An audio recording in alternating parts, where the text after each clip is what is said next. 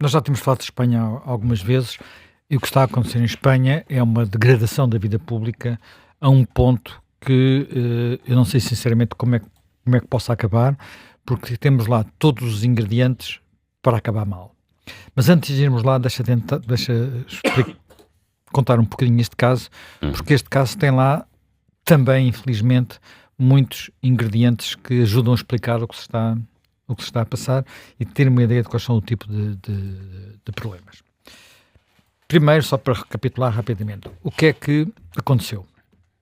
Aconteceu um acidente em circunstâncias que tiveram a dimensão que tiveram, em parte por uma questão de simples azar, como se costuma dizer, não é? Portanto, havia um comboio que descarrilou, haveria sempre feridos, porventura mortos, mas o que foi mais complicado é que, ao descarrilar, passou para outra linha onde vinha outro comboio, onde estava quase a passar outro comboio, e desse impacto, o impacto então aí foi brutal, absolutamente brutal. Estamos a falar de comboios que andam muito depressa, mais de 200 km por hora, 300 km por hora em algumas circunstâncias, e que pesam centenas de toneladas. Portanto, é uma coisa...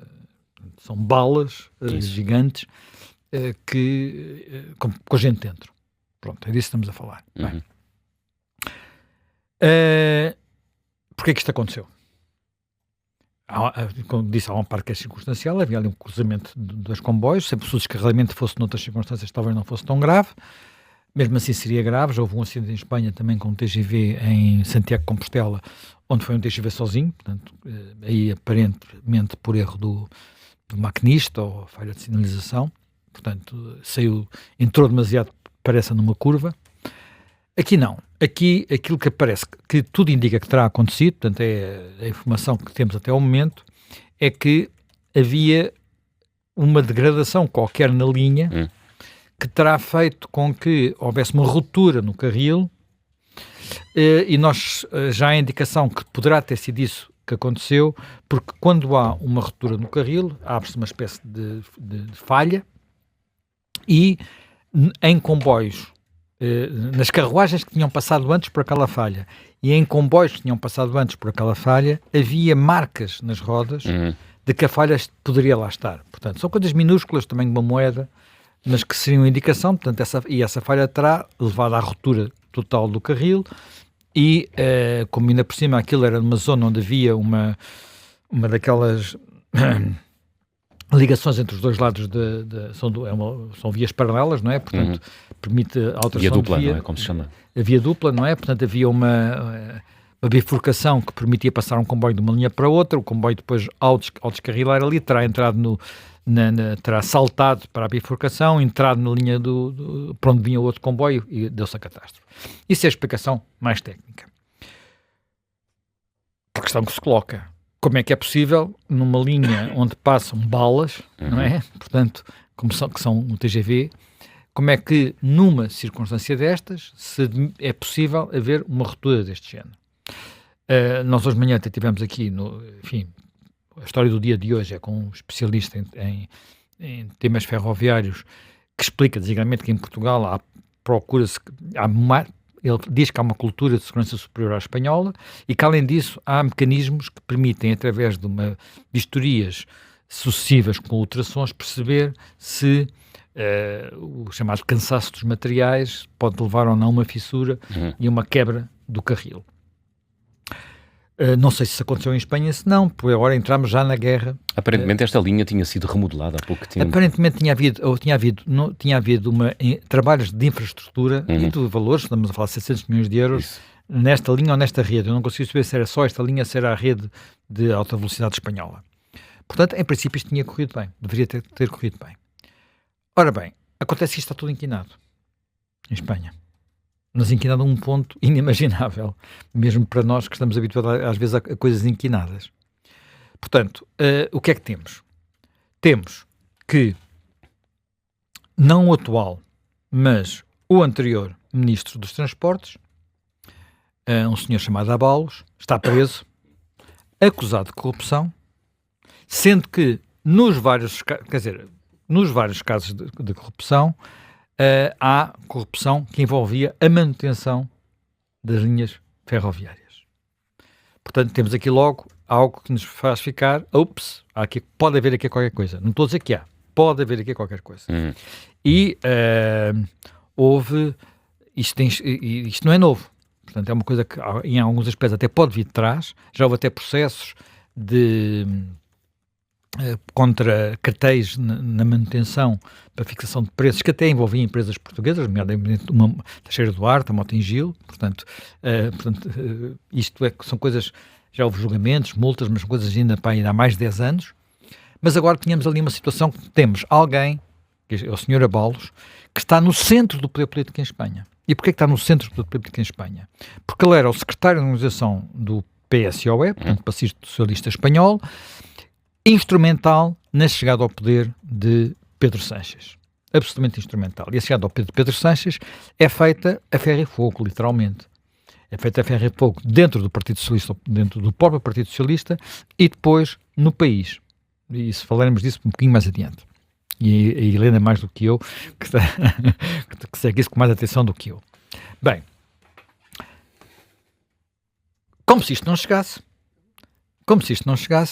quem é que houve uma politização da empresa que em Portugal, o nosso equivalente é Infraestruturas de Portugal, em Espanha não está junto com penso que não está junto com as estradas, está separado, portanto há uma para as estradas e outra para as ferrovias, aqui está tudo integrado. Lá, a das ferrovias, que é uma empresa chamada Adif, foi completamente politizada. Portanto, nós aqui às vezes falamos de uns bois que vão e vêm e tal, mas apesar desses bois todos, e muitas vezes se apanharem casos em que não há competência técnica nenhuma, são literalmente nomeações políticas, na ADIF estamos a falar de centenas de nomeações. Algumas absolutamente incompreensíveis, coisas que foram notícia há muito tempo e, sobretudo, da pérola em cima, digamos, da cereja em cima do bolo, que foi uma senhora que foi presidente da ADIF. Eu queria dizer aqui o nome dela, ela chama-se Isabel Pardo de Vera, que antes tinha sido secretária de Estado dos Transportes, que era uma girl do Partido Socialista Operário Espanhol, mas mais do que girl.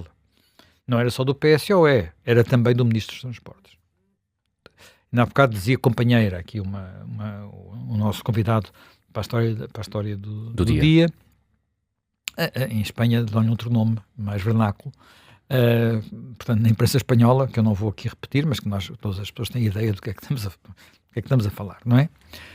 Bem, entretanto, este senhor caiu, envolvido nos tais escândalos, foi substituído por uma ministra que esteve lá efemeramente, e depois foi uma senhora que vem da Catalunha, e depois foi promovida para presidente dos paradores espanhóis, portanto, tudo nomeações políticas. Os paradores espanhóis é a rede de hotéis públicos em Espanha, é uma coisa gigantesca, absolutamente gigantesca, portanto, é uma coisa antiga, que tem muitos anos, quem atravessa a Espanha está sempre a ver paradores.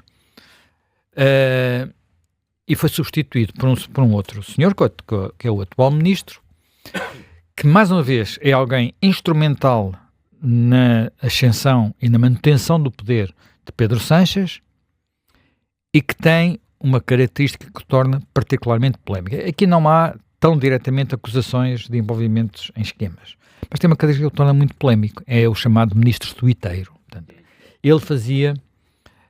digamos, descontando as horas em que estava a dormir, a média dele era um tweet a cada 36 minutos. Portanto, e muitas vezes de uma agressividade política brutal. Óscar Puente. O senhor Óscar Puente. Tem um ar assim um bocadinho estranho, vendo as fotografias do que já deu 15 entrevistas desde o acidente. E que começou por dizer que a linha estava perfeita, já teve que meter a viola no saco. Tudo isto em Espanha está ainda caldeado porque há eleições regionais cujas campanhas eleitorais estão a decorrer e tudo é gerido sempre politicamente. Portanto, nós temos uma situação em que o desastre, o desastre importante aqui de facto é esse. Depois a seguir houve outras situações, uma delas até com consequências imediatas, porque imediatamente houve uma greve de maquinistas que foi na Catalunha, porque houve um muro de suporte que caiu para a linha e caiu quando estava a passar um comboio, mas aí poderá haver, enfim, em princípio, não é suposto, mesmo depende de muita chuva, os muros de suporte caem para cima de uma linha, é uma coisa muito mais crítica do que caírem para cima de uma estrada. Eu digo isso porque a estrada que faço todos os dias tem lá, nestes dias de chuva, houve umas fatiazinhas das bermas que caíram para cima da estrada, mas enfim, mas ali há uma coisa em que se vai não se vai em automático quase, não é? Portanto, evidente que vende, mas não se para um comboio de um momento para o outro, ao contrário do que acontece com um automóvel, onde também mesmo assim é difícil. Bem, ainda houve assim mais uma coisa como uma grua, que essa aí é um acidente pequeno, ainda houve mais uma história de uma pedra provocou, quer dizer, houve várias coisas, mas isto às vezes o que acontece é que nós damos muito por isto rapidamente. Quando acontece um caso maior, que foi este caso. E, portanto, isto chama a atenção para tudo o que são os problemas políticos de Espanha, que nós aqui já temos falado alguma vez, e que basicamente é um governo, que é o governo do PSOE, que está no poder porque, quer dizer, é uma situação que tem semelhanças, mas é levado a quer dizer, não é uma geringonça, eles chamam aquilo um governo Frankenstein, porque é muito mais complicado que a nossa geringonça. E é muito mais complicado porque, basicamente, mais uma vez, o PSOE não foi o partido mais votado nas últimas eleições, já tinha sido, em eleições anteriores tinha sido, mas não tinha maioria, é relativo, e também chegou ao poder sem ser o partido mais votado, quando derrubou o partido, o PP que lá estava, mas é um poder que está assente não num tripé, como estava a nossa geringonça, mas, sei lá, numa espécie de articulação complicadíssima, porque mete partidos nacionalistas conservadores, como é o caso ou supostamente conservadores, ou supostamente centro-direita, como é o caso, por exemplo, do Partido Nacionalista Basco, que é o partido que tem governado a maior parte do tempo o País Basco, que é um partido que vem claramente da democracia cristã, o partido atual Juntos pela Catalunha, que era um partido, digamos, de centro-direita espanhol, também clássico, da burguesia catalã.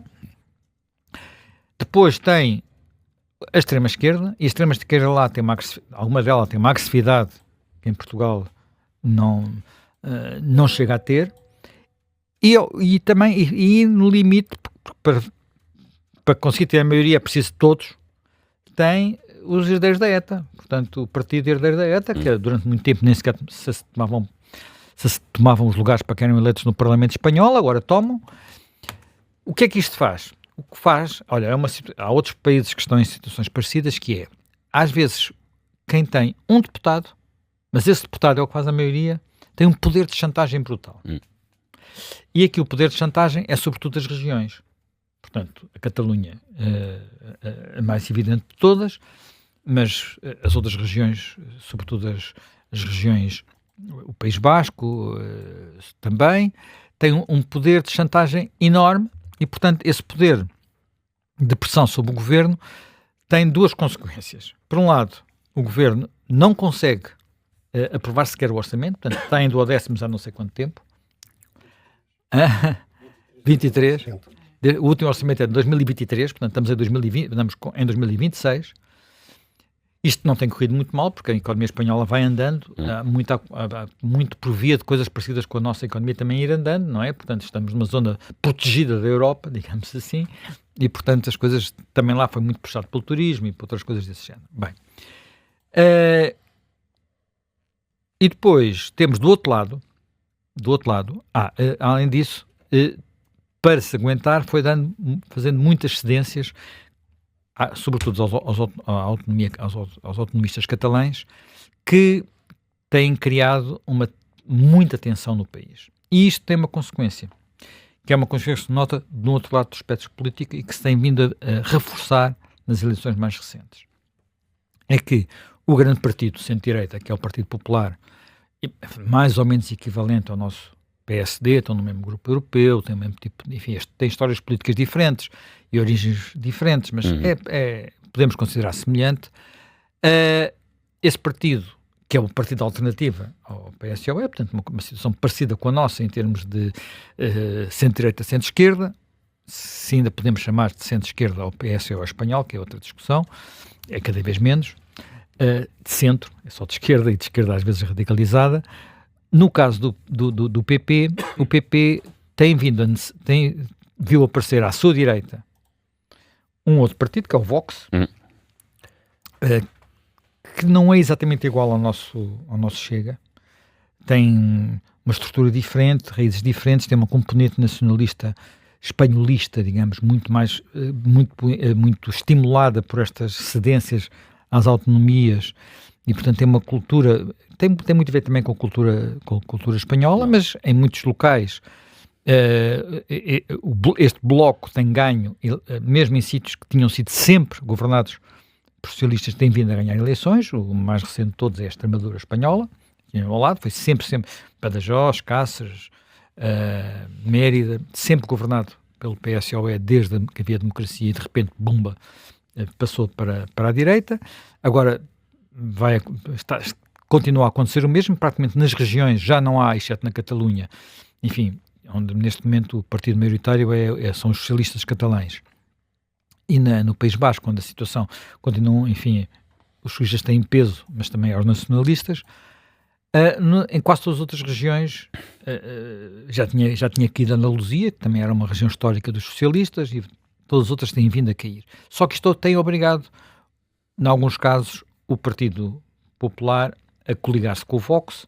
Noutros casos, o Partido Popular tem conseguido evitar o crescimento do Vox. O caso emblemático é Madrid, a região autónoma de Madrid, dirigida pela Ayuso, e que conseguiu maiorias podendo dispensar o Vox, mas isto é uma evolução e não sabemos até que ponto é que porque aqui há duas coisas que é, eu falei apenas destes escândalos, mas há mais escândalos de corrupção, há também escândalos que têm a ver com assédio sexual e problemas desse tipo, tudo a cercar o governo por todos os lados e isto chegou à família do próprio Primeiro-Ministro, não é? Ou do Presidente do Governo, como se diz em Espanha. Um irmão que era colocado aqui na nossa Câmara de Badajoz, mas depois morava em Elvas e nunca aparecia ao serviço, portanto um lugar fictício. A mulher também com situações que estão a ser investigadas. Portanto, tudo aquilo, enfim, não é uma coisa assim longínqua, um secretário de Estado, não. É mesmo no coração do poder. A percepção pública dos espanhóis, do eleitor comum, do cidadão comum, é de uma enorme saturação com isto tudo. Onde é que isto leva? Consegue isto ser absorvido pelo Partido Popular e, portanto, haver uma transição? Atenção, o Partido Popular também teve muito errado por espalho no passado. Em Espanha, nada, o grau de politização de tudo é inacreditável, quer dizer, não há qualquer tentativa de ser objetivo na comunicação social. A TVE é um megafone do governo, como nunca a RTP em Portugal foi, eu diria quase, porventura só foi no tempo de Marcelo Caetano. Quer dizer, não se poderia fazer assim porque não havia essa referência. Mas, por exemplo, a forma como eles dão as notícias sobre o primeiro acidente é uma coisa absolutamente espantosa, não é? Portanto, o acidente, descarrilamento, mortes, na altura ainda era só para aí 41, agora já vem 43, e dizem, contudo, o mais grave acidente foi no tempo do franquismo, senhores, e desatam a falar do Franco e do franquismo e dos mortos do franquismo e dos acidentes ferroviários durante o franquismo. Uma pessoa pensava, mas isto deve ser uma peça... Pronto, sobre os problemas da ferrovia. Eu não sei se o acidente que falar, mas era o do Sud Express. Sim. O acidente do Sud Express é um acidente que eu me recordo até, porque foi em 65, eu já tenho memória dessa altura. O Sud Express é o que ligava Lisboa a Paris. Era o comboio dos imigrantes, aquilo foi pouco antes do Natal, a maior parte das vítimas eram portuguesas, o acidente já foi perto da fronteira portuguesa, e depois, dias depois, há um outro acidente em Portugal, na linha de Sintra, também com muitos mortos. E, curiosamente, uma pessoa que sobreviveu ao acidente do Sud Express morre no acidente de Sintra, o que é uma coisa que na altura tornou-se muito emblemático e conhecido. Bem, mas isso é outra história, só para meter aqui um parênteses. Sim. Agora, portanto, temos aqui um caso em que temos um problema de infraestruturas, temos um problema de saber o que aconteceu e temos uma politização que torna praticamente impossível a discussão em Espanha e a possibilidade de os partidos mais radicais irem cativando, não é capturando, é cativando eleitores cada vez mais irritados com isto tudo e com esta incapacidade de deitar borda fora um primeiro-ministro que está alapado ao poder, como é difícil imaginar. Quer dizer, não se importa de não governar, não se importa de não ter orçamento, não se importa de escândalos por todo lado à sua volta. O que o importa é não sair daqui e dizer que se eu saio, vêm os fascistas para o meu lugar. Portanto, é assim que aquilo se aguenta. Portanto, é mesmo uma situação venenosa e, como é aqui ao lado, também perigosa para nós.